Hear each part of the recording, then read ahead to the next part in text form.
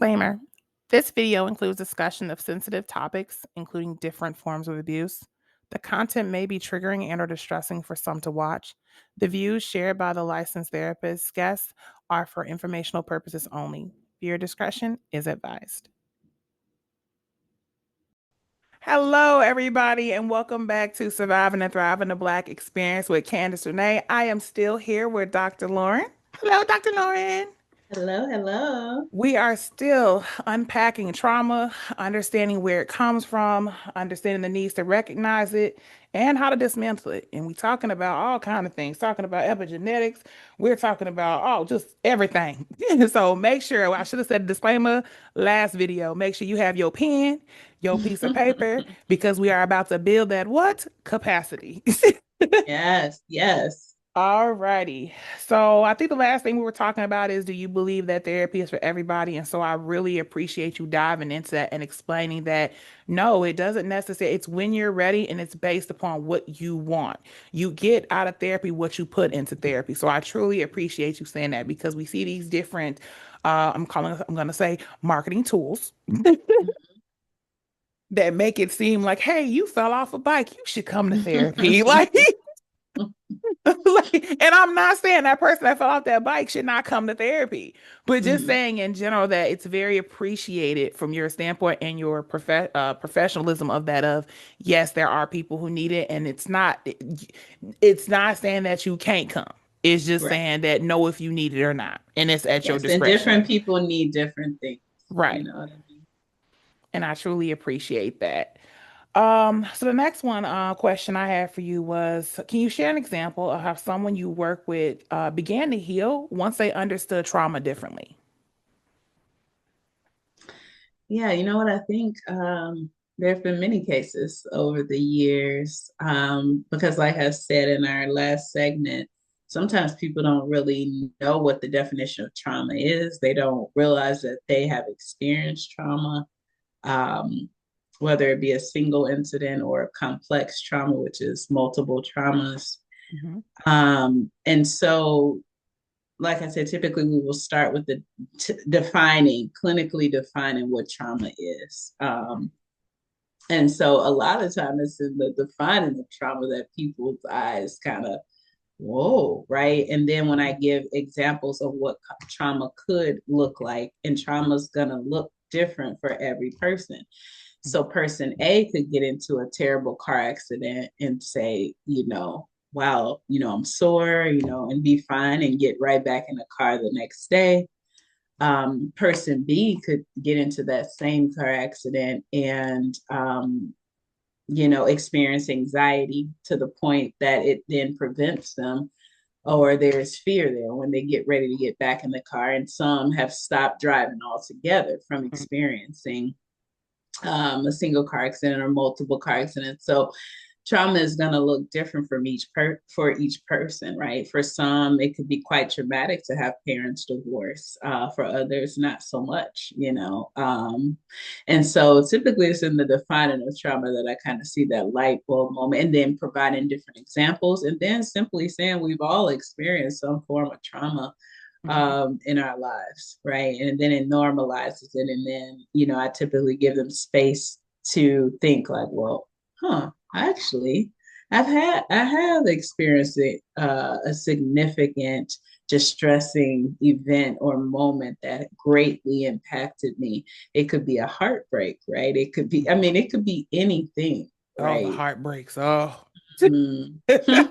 that's a We've whole nother all video. experienced them. Absolutely. We've all experienced them, from coming, whether it's from family, a romantic partner, a child, we've all experienced them. Absolutely.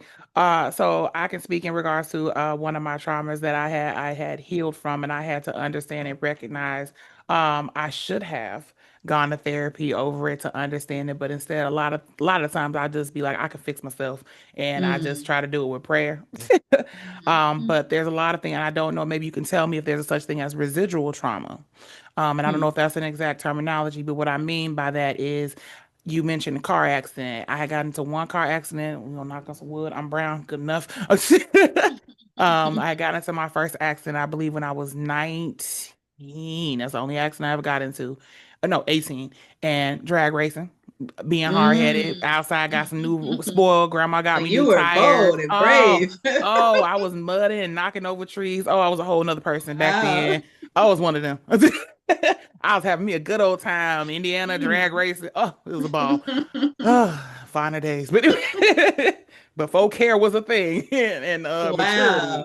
Wow. But you said so that's where my background came from. And so I or when my youth was. And I remember I had sat here in drag race and sat here and got into an accident where my then first boyfriend's cousin's car was totaled. It was a Camaro. My car was totaled.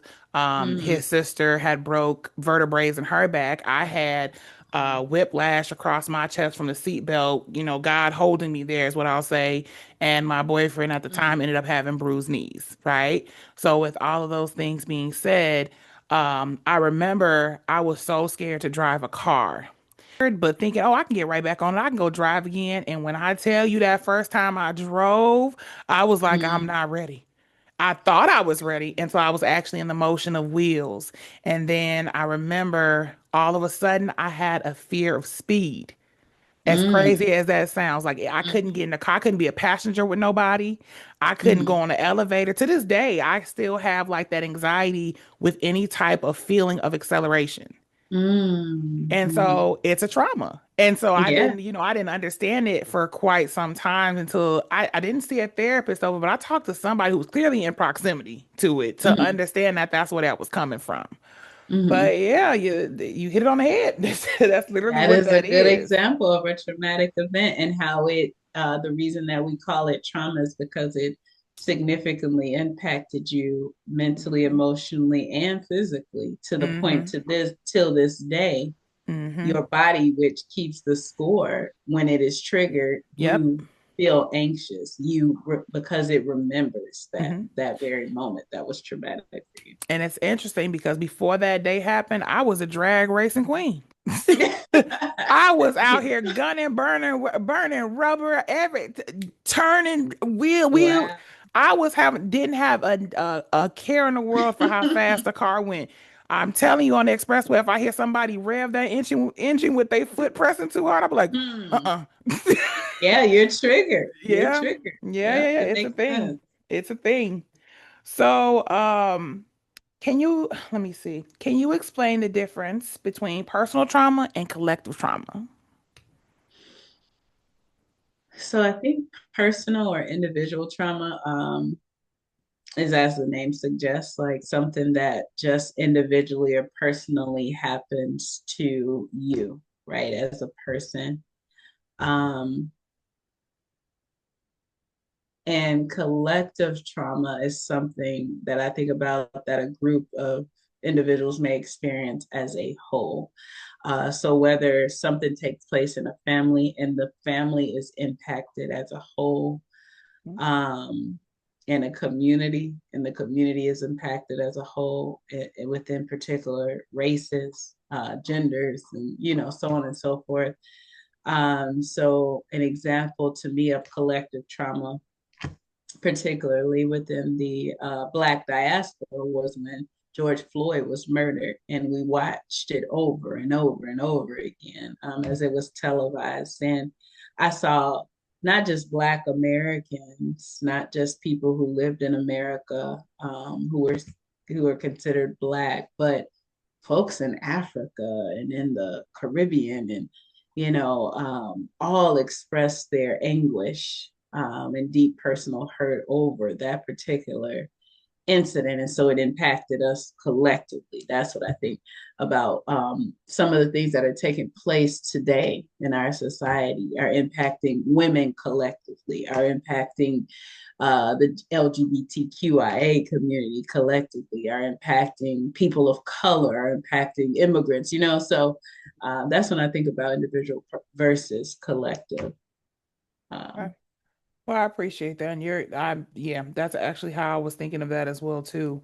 You mentioned in regards to George Floyd, and I think about that concept of it became, let me say, make sure I say this respectfully. It became from it being something that personally happened to his family members to then it mm, being collective because of understanding that that could have been anybody.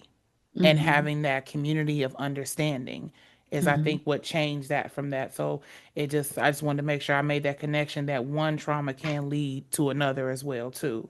Yeah, and it happened in front of a collective body of individuals. It wasn't Yep, something that was private or just known to him or his family. It happened in front of the whole world. So absolutely.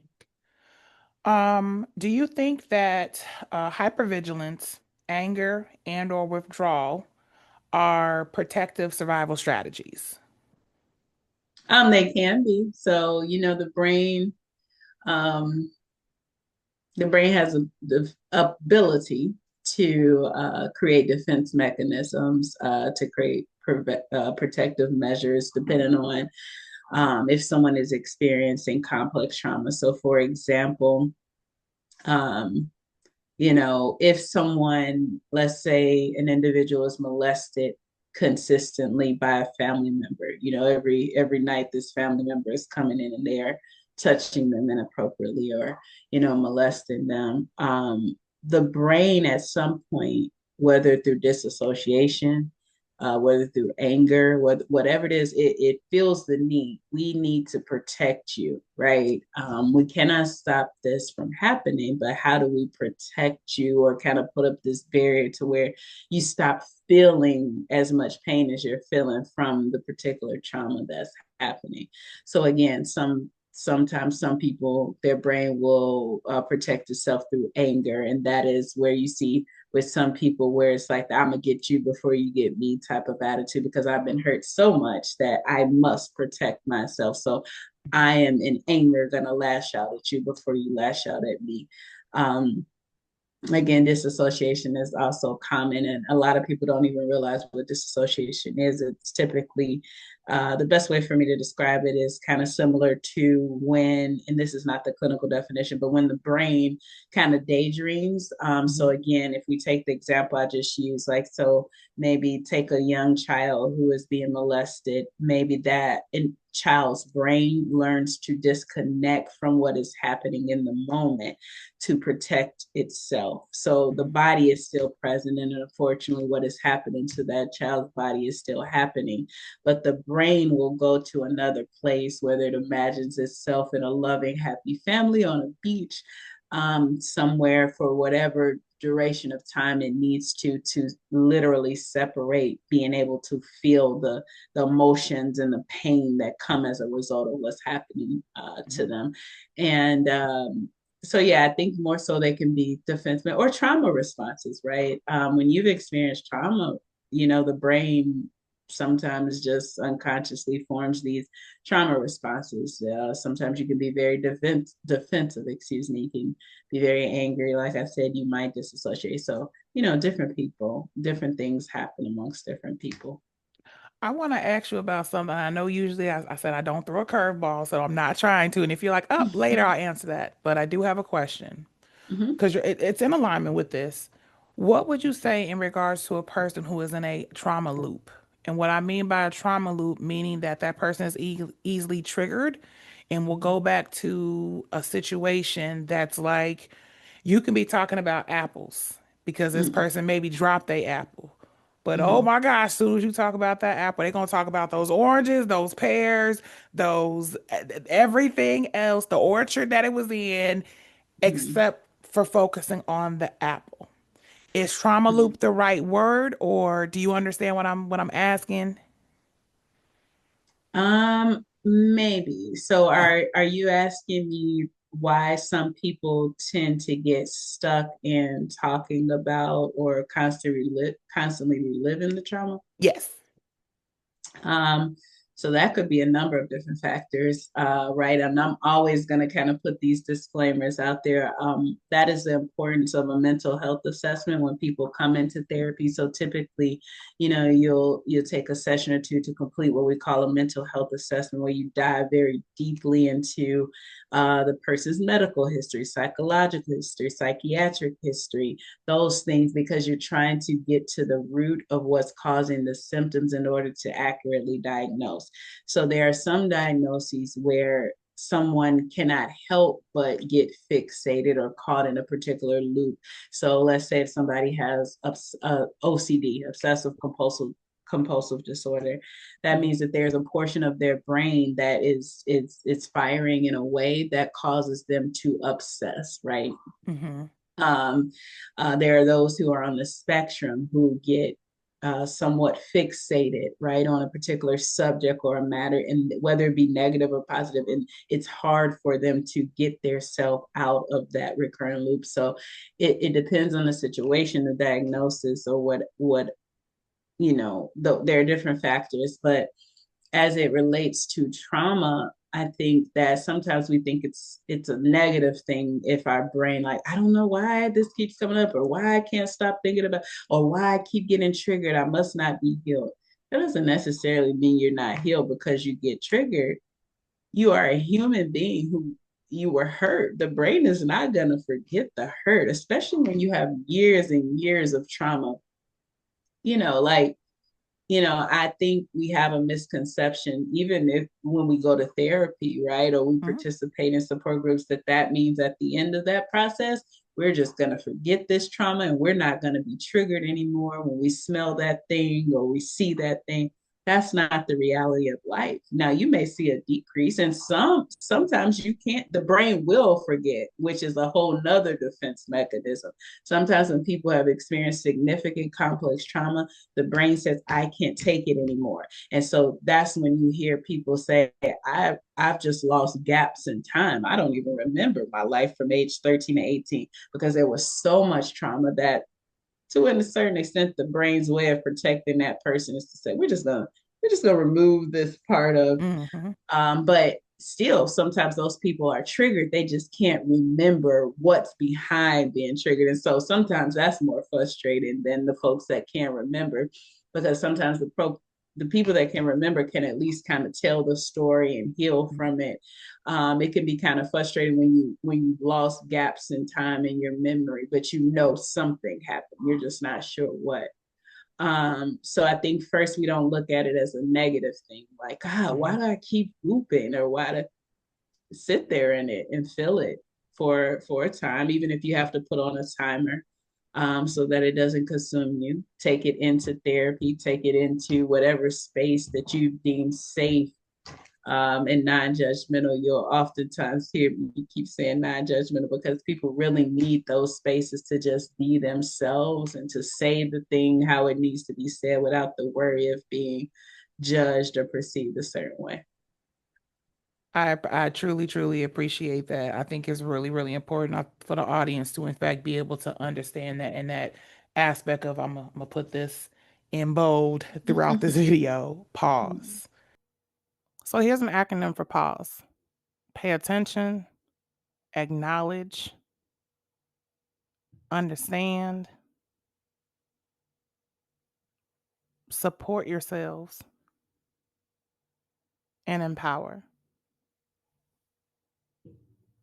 Mhm. Just like take a second, Mhm. feel the feeling. Just feel it, sit in it And for a little bit. Yeah. yep. And that And it's concept okay. of just recognizing that, hey, this is coming for a reason, and understand it. An example, thank you for answering that, by the way.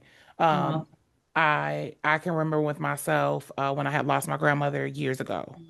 And Mm-hmm. I remember I was not processing well at all. My grandmother was like, that was virtually like my parent. And Mm-hmm. so that loss, I've never, and God, I ain't felt nothing like that ever since then.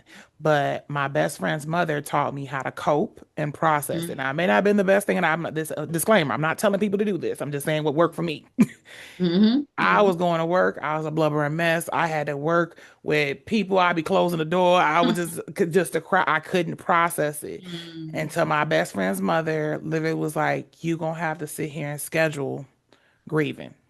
You Mm-hmm. have to schedule it, because if you don't, it's gonna keep on and be all consuming as it was. Like I would be driving and pull over. Like Absolutely. it was bad." And Mm-hmm. I did that. I was like, okay. Now, I didn't work right at first. The first day I was still a blubber mess every single time, right? But I did start to be okay. You got 30 minutes. Cry, scream, do whatever you need Mm-hmm. to do. And I I would do it. like I would that. go on break in my car, Mm-hmm. and I would just be like, people are like, you, I'm okay. Mm-hmm. Like I would just get it out by myself, and then my eyes might be a little Good for puffy, but I you. go back in and did what I had to do. And then eventually it came to a point where I'd be like, do I need to get it out? Ain't nothing to give. Oh, okay. And that's how I healed. Whereas other Mm-hmm. people within my family who had that same connection to this day, years later, they still go through it as if it just happened yesterday. So I honestly think that like taking that time to process it and being cognizant of that time and allowing it to happen also helps. I'm not a therapist, Absolutely. that's just an example. No, you don't have to be. You're a human. I'm a human. Mm, We're all human. And we've all experienced grief and loss. I have the same feelings about my grandmother who passed away. I mean, I still have moments and I let myself have those moments. And though yep. 20 years from now, I may still have those moments. I sit with people who, no matter how old they are, when they've lost a caregiver or a Hmm. parent who was healthy and they had a healthy connection, that thing, it doesn't go away. When I sit with people who have lost a child, right? Mm, Like they tell me there is no greater pain than the loss of a parent or a loss of a child. And I have not experienced either as of yet. And so my job is just to sit in the space with them. hmm. But so many have said there is no pain like it, right? Not that pain, the different pains we experience are comparable, but I tell people, especially with grief and loss, the more you fight it, the longer the process actually takes. The Yep. more you're just like, oh, why am I still crying? This happened 2 years ago because you're hurt. Who you don't even get to put a time limit on your own healing. Yep. You don't get to do it. Nobody gets to Mm, put a time limit on it for you. Again, it could be a year, it could be 20. It's not linear. It's kind of like this grief and loss. One minute you're like laughing and happy and remember to get it, and the next minute you're just angered, and the next minute you're, very sad. hmm. And all of it is acceptable and all of it is okay. I think it's so interesting. I don't know how we got here as a human race to accept certain emotions and deny or be uncomfortable with others. I really don't know how we got here.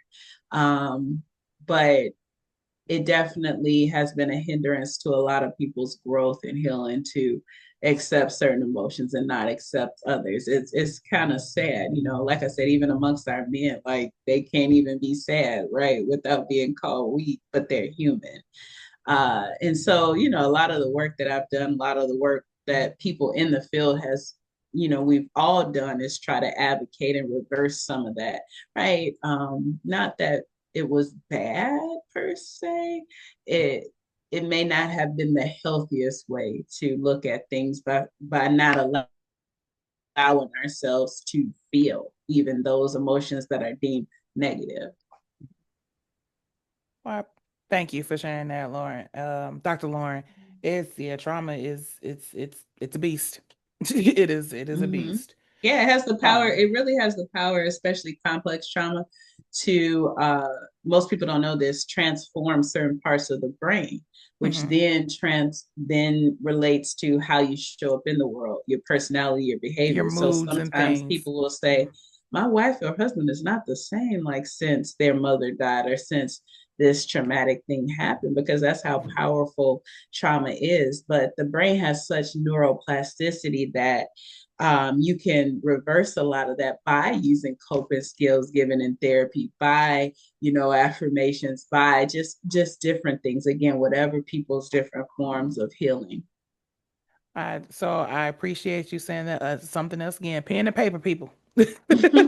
Make sure you understand. Can you say that part again about the brain's way of being able to bounce back? And Yeah, absolutely. Like our brain, our body is magical, right? God in his infinite wisdom, when we really let the body do what it was created to do. My belief in God is that he knew a lot of this would happen to us before it happened. And so he created us in such a way that we would be able to heal. He cannot promote healing and then don't create a way for us to heal. So the brain has such neuroplasticity, which means unless there is a biological reason, right? When we talk about ADHD or OCD or something like that, there is potential to reverse the damage done by trauma by going to therapy, by learning different coping skills. That's why some people use meditation and prayer and, just different things, again, depending on who you are and what you need, right? Typically with clients, I build a mental wellness toolbox that is comprised of various things for various situations so that Mhm. wherever you find yourself, you reach inside that toolbox and you get what you need for that moment. And you may need something different in each moment.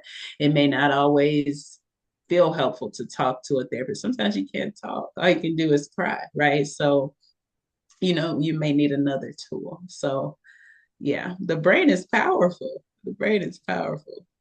Well, I appreciate that. I appreciate all the insight that you've been giving us. Um, Dr. Lauren, can you let us know how you could be contacted?